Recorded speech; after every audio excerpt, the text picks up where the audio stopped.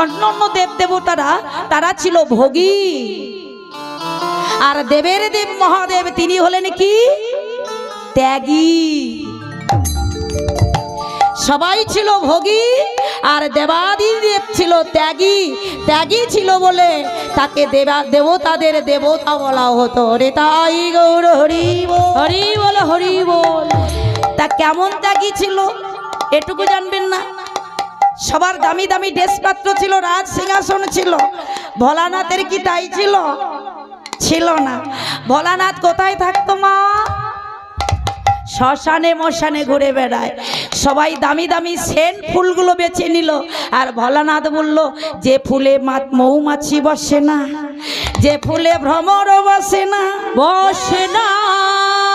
কত বড় ত্যাগী দেখুন, যেখানে ভ্রমর বসে না, যেখানে মৌমাছি বসে না, মাইকের চঙের মতো